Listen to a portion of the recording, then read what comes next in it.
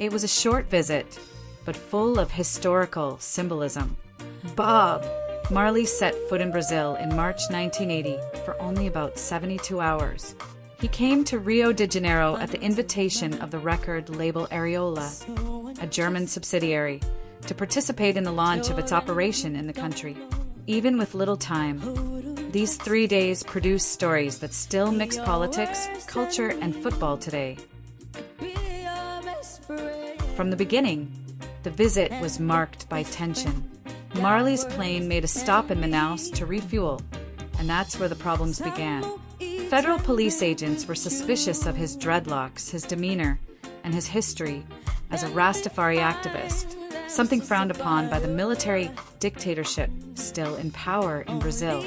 The work visa required for performances was denied, and he was prohibited from giving public shows. On March 18, 1980, Marley arrived in Rio de Janeiro and stayed at the iconic Copacabana Palace. In the following days, he toured the city, visited Rocinha, walked along the coast, and was enchanted by Copacabana Beach. He bought percussion instruments, gave interviews, and tried the famous tropical fruit juices, especially mango and passion fruit. The official highlight of the visit was the Ariola inauguration party, called Noites Karaokes, held at Morro de Urca. The event gathered about 800 guests. Marais Moreira and Baby do Brazil performed, and Marley, although present, did not sing, partly out of caution and also due to the lack of a work visa. But it was off the stage that the most emblematic moment of the visit happened, the legendary football game at Palafima Field in Recreio dos Bandeirantes. Marley played with and against great names of Brazilian music and football, among them Paulo César Caju, Tequinho, Chico Buarque, Alça Valenca, Jacob Miller, Junior Marvin, and other guests. The match lasted about 20 minutes. The score? 3-0 for Marley's team, with goals from him, Paulo César Caju, and Chico Buarque. During the visit, Marley also received a jersey from Santos, Pele's favorite team, his football idol. He deeply admired the Brazilian style of playing and said, "Jamaica loves football because of Brazil." Bob had been a Santos fan since the 1960s, when the team toured internationally and amazed the world with its artistic football. He watched Santos games whenever he could and often said that Pele represented the spirit of sport with joy, rhythm, and elegance, the same qualities he saw in music. For Marley, football was more than a pastime.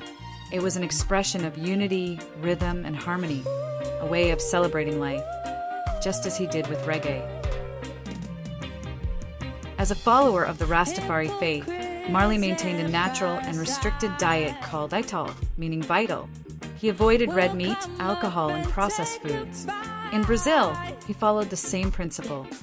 Drank juices, ate fruits, and even tried raw fish, likely sashimi, served by Brazilian friends. His football companion, Paulo César Caju, introduced him to some of these local flavors. After only 2 days in Rio, Marley left Brazil on March 20th, 1980. He carried with him the desire to return for a tour, which never happened. His health was already showing warning signs.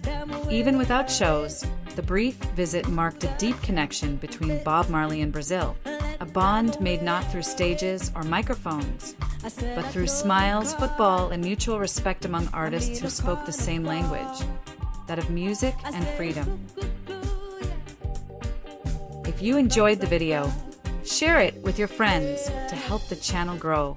And don't forget to like, subscribe, and hit that bell so you won't miss the next ones.